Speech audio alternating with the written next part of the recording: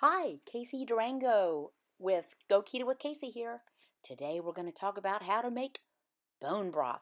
Bet you've heard a lot about it recently. Okay, someone asked me what's my recipe for bone broth.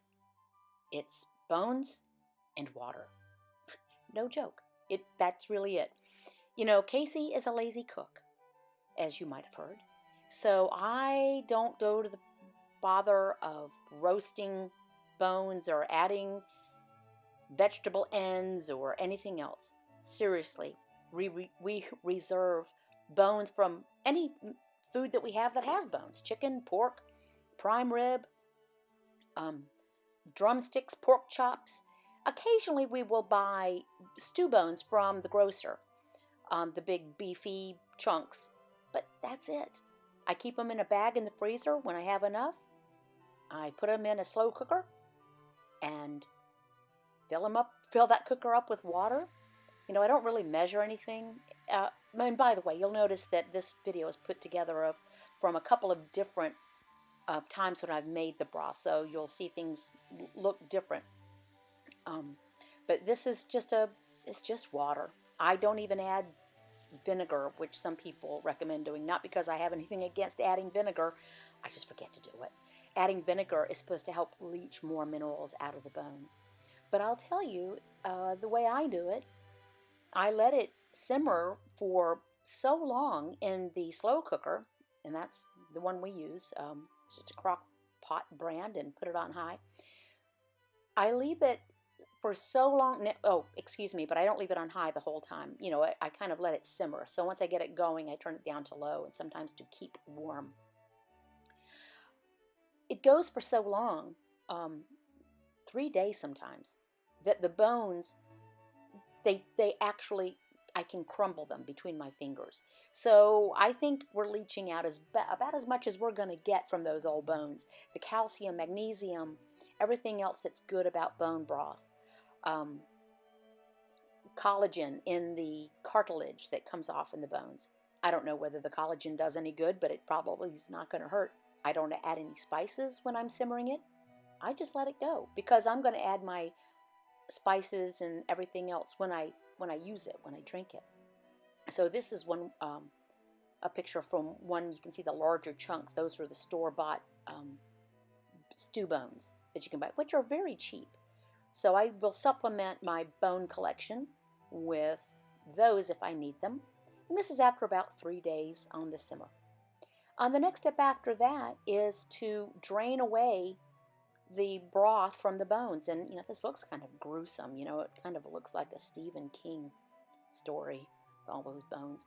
Just scoop them on out and drain them, and I reserve all the liquid. And you can use a finer strainer or a bigger strainer. You can pull them out with tongs.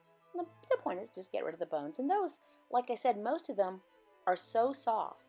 They literally crumble, turn into bone meal, and I just give them to my dog's food. They're not hard at all. You can see it kind of dripping away there.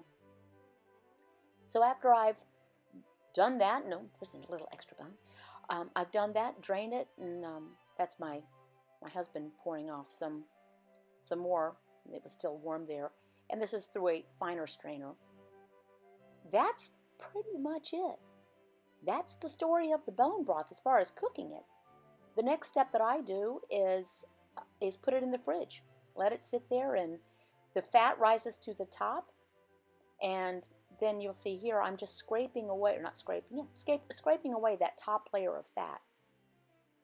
And if I've done it right, and I've let it simmer long enough, I will end up with a lovely jelly-like substance below. And spoiler alert, I did do it long enough, so I do end up with a lovely jelly consistency below there.